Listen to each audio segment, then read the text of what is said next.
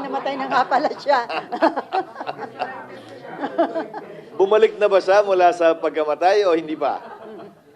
Eh sir, dun sa Ay. sinasabi ni Senator Bato de la Rosa na A1 information na itong si Maslog ay bumisita kay Alice Goo para kumbinsihin na pumirma sa isang affidavit na ididiin sila nila PRRD, Senator Bongo, na sila daw yung nasa likod ng Pogo. Well, natanong naman ni Senator Bato yun. Inamin naman ni Alice Go na 2 beses nga talaga sa binisita.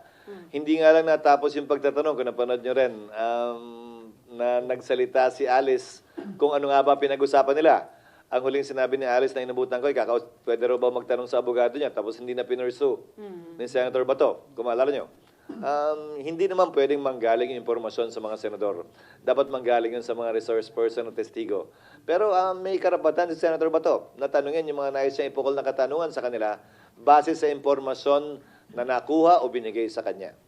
So worth na ipursu yung angulo na yun, sir? Yung Pero si information Senator Bato, hindi niya mismo pinursu eh.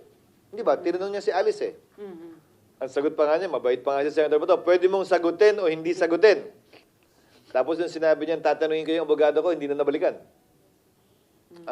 So, mas siguro siya, hindi na niya na pinursu nung puntong yan. Baka sa susunod na hearing. Abangan sa susunod. Kung meron pa. Meron pa, no? Meron pa, no? Mukhang meron pa, sir. Kaya ano, nag-appear si Maslog, anong gagawin mo? Meron pa talaga yun. Sino ba nag-imbita kay Maslog bigla?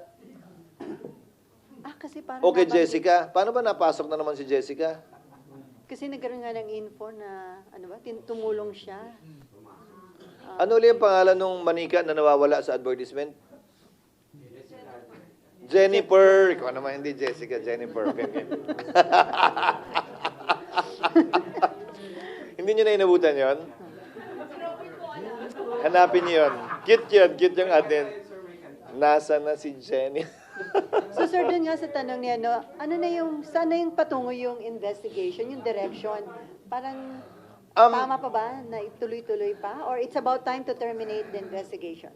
Again, desisyon ni Senator Risa at bago nga itong si Jennifer o si Jessica o si Maslog, alam ko, huling hearing na yun, sabi niya. Pero bibigay ko pa rin sa kamay niya. Dahil nagsanga-sanga kasi, hindi rin naman natin inaasahang magsasanga-sanga to ng ganito kalayo.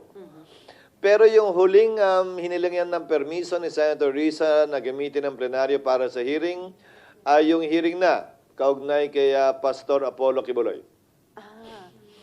May date na sir kung kailan? Meron na. Pero may notice naman yun eh.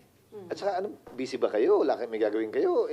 Nandito lang naman yun. So sir, before the resumption ng session, yung request, before the resumption ng session? Before. So inaasahan dito